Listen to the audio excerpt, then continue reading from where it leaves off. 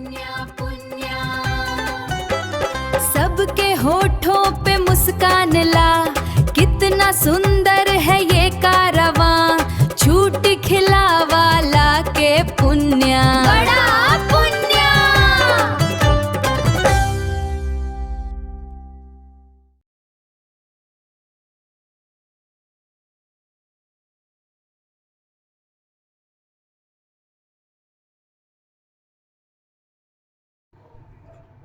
चींटी के चीनी देला से धन आवेला। अरे इ तो बड़ बढ़िया काम बा, अभी डाल दे तनी। जय हो लक्ष्मी। लो लो खा लो, खूब धन द लोग।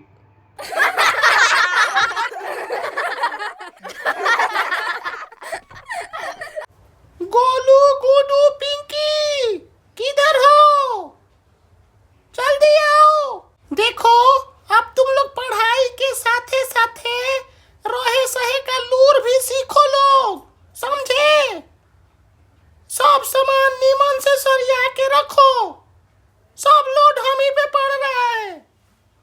सब सामान इधर उधर छितरा के रखे हो और जरूरत पड़ने पे जोहने लगता है सब। हम तो अपन सामान ठीक रखिला। हम होता है अपन सामान ठीक रखिला। गुडू भैया खाली अपन फेंक के रखेले। काहे रे गुडुआ, पाड़ा जैसन हो गइले। हाय रहे सहे के लूर के सिखाई। खाली नया फैशन नया सामान खातिर अगराइल रहेला लोग। सुनो लोग, एक बात कान खोल के और सुन लो लोग कि कोनो सामान खुला ना छोड़े के चाहिए। चाहे बैग होके, अलमीरा होके, खाना होके, दूध होके, चाहे पानी। बुझाइल? जूता कपड़ा हमेशा झाड़ के पहनने, समझ ले? ओके ठीक बा माँ, लेकिन अब तो रह दो। अब हमरा कोचिंग जाए के बा, हम देर हो रहल बानी। हाँ ठीक बा माँ। जेकरा देखा खाली ज्ञान देवेता। हाँ अरे भाई, इतना समय पा कि समाने में बाझल रहे आदमी। घर में सब तो बा, हैं? घर में सामान बा तो सुरक्षित ही बानू। जूता झाड़ के पहिना। अरे का हो में घड़ियाल घुस जाई। कपड़ा चेंज कर लेता नहीं। हाँ जी, एक्सीडेंटल वाला जीन्स पहना, ए पे टी शर्ट एकदम कूल डूड वाला फील दी है।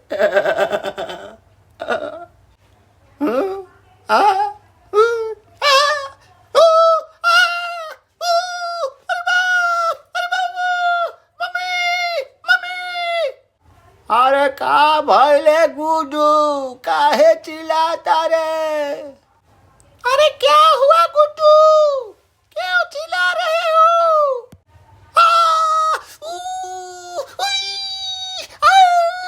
मम्मी, लगता कि चूटी घुस कोइल बाड़ी सा। हमार जीन्स में चूटी घुस कोइल बिया। अरे कपड़ा खोल के फेंक दे गुडू। अरे कपड़ा उतार के फेंक बहुरा। गुड्डू, पानी से चीटी बह जाती है, झरना चला के नहा लो। ओके मम्मी, ओके।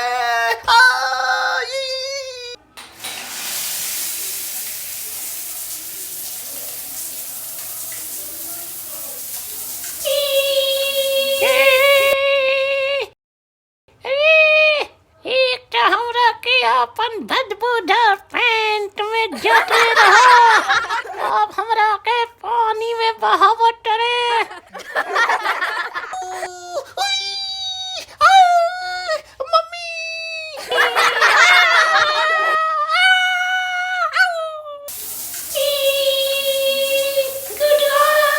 पानी में बह गई।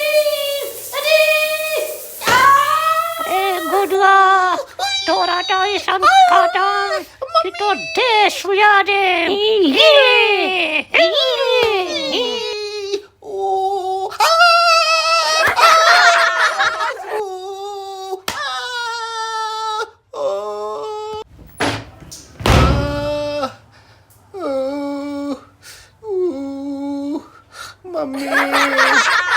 दादी।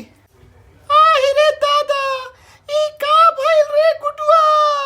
भारते है लाल लाल तोदरा भइल है। कैसे घुस गई रे पैंट में? मम्मी, सब जीन्स में चूंटी घुसल रही सा। हाँ, मकनी के ना देखली, अभी ना कपड़ा झड़ने पहन लेनी माँ। ओकरा बाद त आज हमार ब्रह्मांड घुमा देली सा। देख ला, देख कैसन सूझ गइल बा, लहरता माँ। लेकिन आज के बाद अब से बिना कपड़ा झड़ ले, आज बिना जूता झड़ ले, कभी ना पहना माँ।